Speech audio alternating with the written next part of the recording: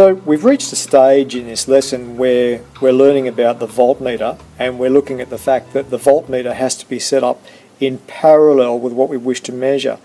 And these three circuits I've just mentioned look identical. I mean, we've got a wire from the top of the battery to the resistive load in each case, and the only thing that we seem to be changing here is the voltmeter position, whereas this one is measuring in the middle of the circuit, that is halfway along the length of wire and halfway along the length of wire.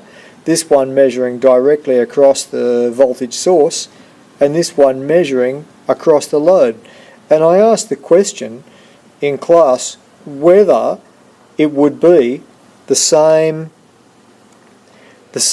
voltage at any point, because we've only got a conducting wire there, and we said that there's not too much resistance in that wire to the flow of current compared to the resistance of the load. So theoretically we should have the same voltage measure on the meter here and here and here.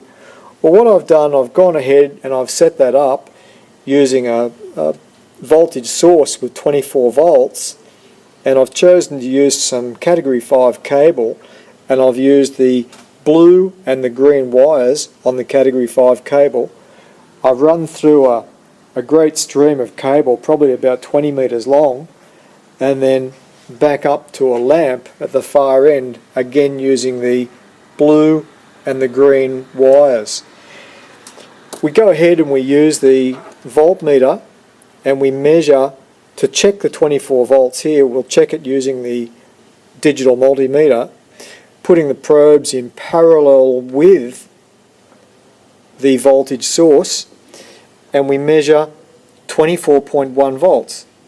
And that's exactly what we expect to get. That's exactly what's shown in this illustration here. The voltmeter in parallel with the voltage source, 24.1 volts. Now I'm going to go to the lamp. I'm going to take the voltmeter and measure across the lamp itself. And Wade, what voltage do you think we'll measure across the lamp? I wouldn't know. You wouldn't know?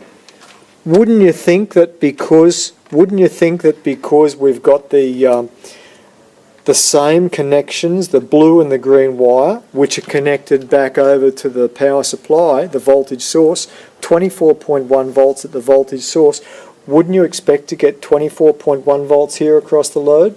I would guess so. That would seem to be the obvious conclusion, wouldn't it? Let's measure and see what we get.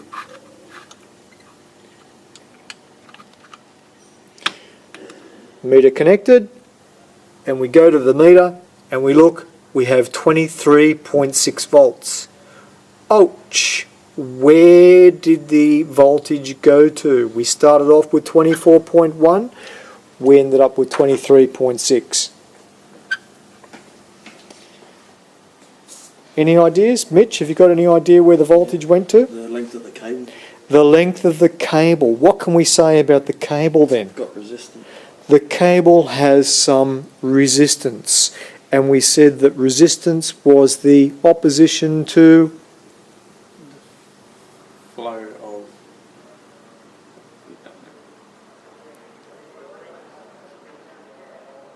flow of current.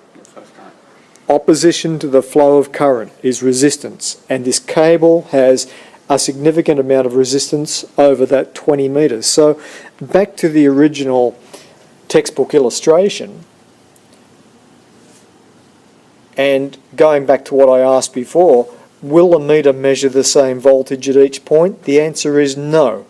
We got a higher voltage across the source, we got a lower voltage across the load, we would have got an in-between voltage had we cut the cable and measured it at the halfway point, all because of the resistance to the flow of current, the opposition to the flow of current along the conducting wires.